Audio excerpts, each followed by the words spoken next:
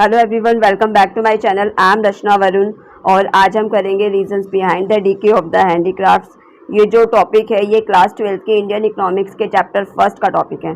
ठीक है, इस मतलब कि इसका रीज़न क्या रीजंस थे, क्यों डीके ऑफ द हैंडीक्राफ्ट्स हमारे देश में होते जा रहे थे, यानी क्यों डिस्ट्रॉय होते जा रहे थे हमारे देश में handicrafts business during the time of Britishers. ठीक है, इसका फर्स्ट रीज़न है discriminatory tariff policy of the state, यानी कि जो टैरिफ पॉलिसी थी वो बहुत ही भेदभावपूर्ण थी हमारे देश की। क्यों भेदभावपूर्ण थी? जो एक्सपोर्ट होता था रॉ मटेरियल्स का वो भी टैरिफ फ्री होता था, इंडिया से जो भी सामान जाता था वो टैरिफ फ्री होता था। इंपोर्ट जो भी होता था ब्रिटिश इंडस्ट्रियल प्रोडक्ट्स का इंडिया में वो भी टैरिफ फ्री होता था।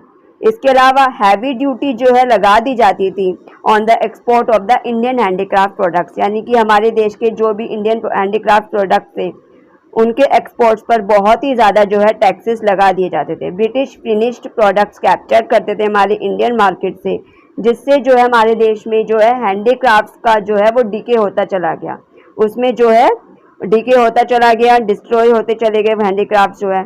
सेकेंड पॉइंट है disappearance of the princely courts, यानी कि इंडिपेंडेंस के दौरान हमारे देश को जो है डिवाइड कर दिया गया था टू सेट्स में, यानी कि the law of British India was placed in both the central and the local government, which means that the princely states somehow existed under the influence of the law, यानी कि जो भी British law हुआ करते थे हमारे देश में वो सबको मानने पड़ते थे, सेंट्रल गवर्नमेंट को भी और लोकल गवर्नमेंट को भी, जिससे जो भी हमारे देश के राजा वगैरह हुआ करते थे वो इस लॉ से बहुत ही ज़्यादा प्रभावित थे।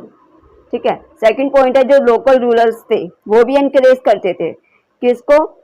ब्रिटिश लॉ को। वो भी ग्रेटर इन्फ्लुएंस यानी बहुत ज़्यादा प्रभावित थे ब्रिटिश लॉ से, तो वो भी यही चाहते थे, वो भी मानते थे उनकी डिस्क्रिमिनेटरी पॉलिसी को, जिसकी वजह से हमारे देश में हैंडीक्राफ्ट्स जो है वो डीके होते चले गए। थर्ड पॉइंट है competition from machine made products, यानी कि जो मशीन मेड प्रोडक्ट्स कौन बनाते थे हमारे देश में? ब्रिटिशर्स बनाते थे।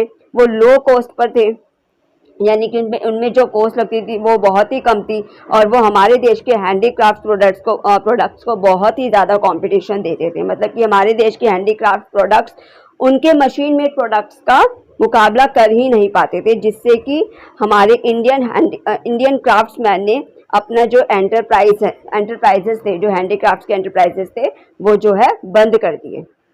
नेक्स्ट पॉइंट है इसका न्यू पैटर्न ऑफ डिमांड, यानी कि हमारे ब्रिटिशर्स जो थे वो अपना कल्चर हमारे देश में लाते जा रहे थे, जिससे कि हमारे देश में जो है उनका कल्चर थोड़ा थोड़ा चलता चला गया। मतलब नई क्लास आती चली गई, नए पैटर्न्स चलते चले गए ब्रिटिशर्स के, जिससे कि हमारे इंडियन प्रोडक्ट्स की जो है डिमांड वो कम हो गई और ब्रिटिश प्रोडक्ट्स की डिमांड जो है बढ़ती चली गई।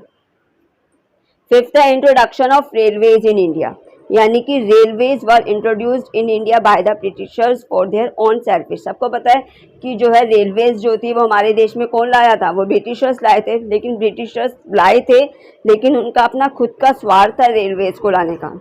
वो चाहते थे कि उनके देश का जो फिनिश्ड प्रोडक्ट्स है वो हमारे देश में बिके, हमारे देश के लोग उसे खरीदें, और जिससे क्या हो गया, मतलब कि उनके प्रोडक्ट्स की डिमांड बढ़ती चली गई और हमारे देश के जो हैंडीक्राफ्ट प्रोडक्ट्स थे उनकी डिमांड जो है कम होती चली गई। ये 5 पॉइंट्स थे किसके? डीके ऑफ द हैंडीक्राफ्ट के। आई होप आपको ये सारे समझ में आए हो। Thank you so much. Please like my video, subscribe my channel and share my videos. Thank you so much.